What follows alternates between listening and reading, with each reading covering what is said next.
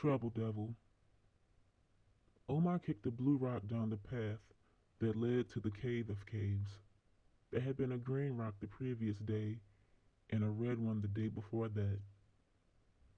The next day, Omar guessed, the rock would be orange or yellow. He had a nice collection waiting for the new one. The Cave of Caves had no rocks of its own. Omar picked up his blue rock before going inside. Colorful rocks lined the walls on both sides, creating stripes inside the caves. He added the blue rock to the end of the shortest and newest stripe and kept walking. A natural ramp that had developed in the cave led Omar down into the earth into three more caves. Omar didn't venture any farther than this. He couldn't get lost, but he wasn't staying long. The song was louder here, a song that no one else in his community could hear. Omar stayed long enough to hear the song play through twice. He left and ran up the path to the town square.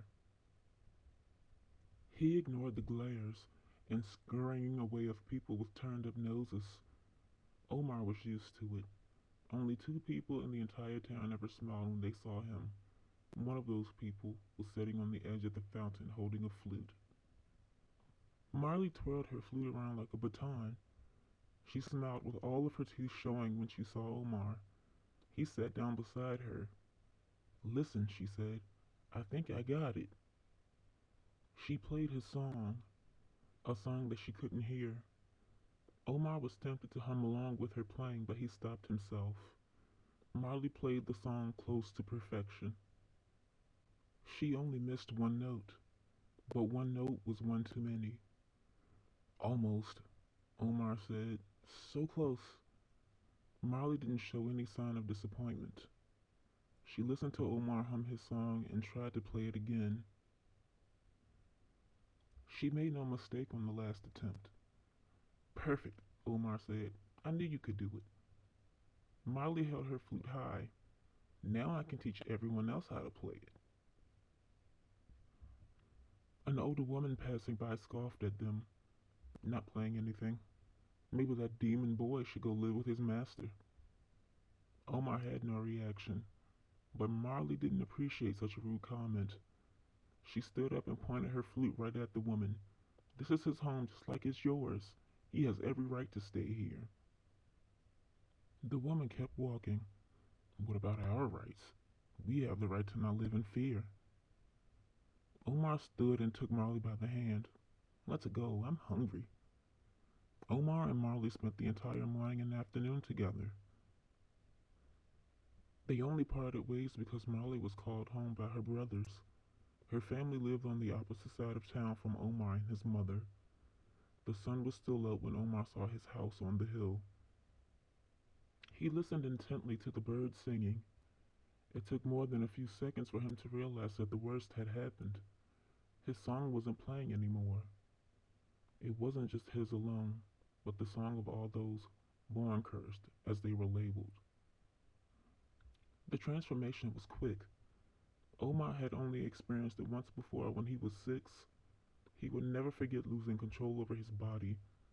People screamed and ran in all directions as a massive tailed monster rampaged around the town. It was happening again, and Omar had no way to stop it. He accepted that he would, for a while, be a passenger in his own body. The beast ran back towards the square where the fountain was. It smashed and tore, knocked over and pulled everything it could get to. A few brave people tried to fight it with brooms, rakes, and whatever else could become a weapon. They were all picked up and tossed aside before the beast ransacked every fruit cart in the square. The rude lady had just come out of a floral shop when she saw the creature wreaking havoc. Omar saw her. He couldn't talk and his movement was limited in his monster form. He spotted a flute on the ground near an overturned produce cart. Omar had only enough power to force the beast to pick up the flute and fling it in the direction of the rude woman. Omar hoped that she understood as she immediately took off running. Time seemed to slow down. Omar was getting sleepy. He didn't want to sleep though. What Omar wanted was to no longer be cursed. He wished to not be feared or hated. Omar, Omar, can you hear me? A lovely, comforting voice rang out above the panicked screaming. Omar tried to say, Mother, but it came out as a raspy roar. No, don't get too close, his mother said. Sleep was taking Omar. He closed his eyes and fell deeper into the warmth of the beast. Then he heard it. His song was playing, not from the source, but from a flute. His energy came back. Omar felt the warmth and darkness receding. He regained control of his limbs and his mouth. Marley, he said, where are you? Standing in front of the rude woman, Marley played Omar's song until he was normal again. Omar fell to the ground and assessed the damage he hadn't meant to cause. His mother read his mind. I got it, she said. Don't worry, I'll pay for it. Marley sat on the ground and continued playing his song until the sky was dark. Omar could hear it coming from the source, but he didn't tell Marley to stop. He enjoyed her music while thinking about what color rock he would get the next day, either orange or yellow. Did you enjoy this story, Treble Devil? I hope so. There are more to come, so please come back.